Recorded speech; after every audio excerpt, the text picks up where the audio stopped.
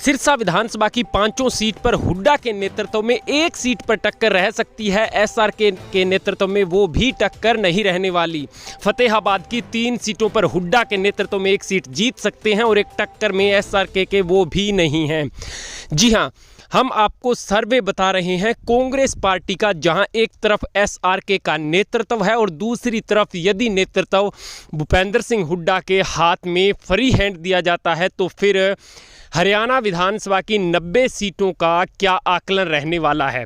ध्यान रखिएगा, जो सर्वे हम आपको बता रहे हैं विधानसभा 2024 ओपिनियन, जो एसआरके यानी कि कुमारी शैलजा, रणदीप सिंह सुरजेवाला और किरण चौधरी के नेतृत्व में जहां एक तरफ सर्वे बता रहे हैं कि यदि उनको हाईकमान मौका देता है नेतृत्व का तो कौन से सीट पर जीत सकते हैं, वो कौन सी सीट पर टक्कर रह सकती है।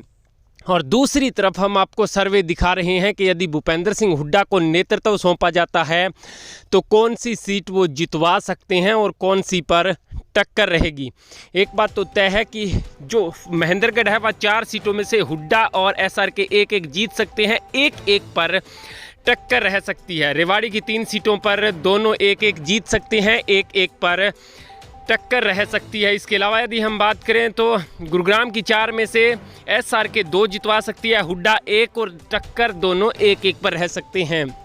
जी हाँ, मेवात की 3 में से हुड्डा 1 जितवा सकते हैं, 1 पर टक्कर, एसआरके 0 है दोनों में ही। जी हाँ, इस वक्त का पलवल की 3 में से हुड्डा 2 जितवा सकते हैं सीट और 1 में टक्कर, एसआरके 0। जी हाँ, हुड्डा और एसआरके के नेतृत्व में पंचकुला में हुड्डा 1 सीट जितवा सकते हैं, 1 पर टक्कर, तो एसआरके 1 पर टक्कर रख सकता है। भूपेंद्र सिंह हुड्डा 90 सीटों के नेता हैं। कुरुक्षेत्र की 4 में से 3 सीट एसआरके जितवा सकती है तो 1 हुड्डा जितवा सकते हैं।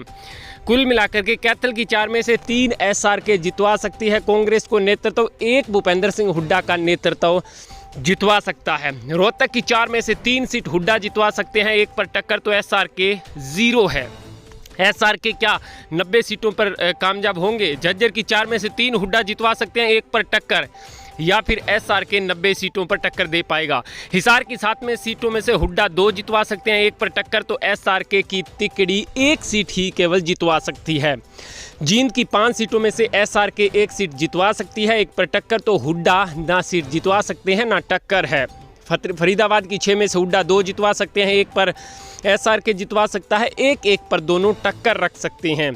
इसके अलावा भिवानी की 4 में से 3 सीट एसआरके जितवा सकती है, 1 पर टक्कर, तो हुड्डा 1 भी सीट नहीं जितवा सकते, 1 पर टक्कर रह सकती है।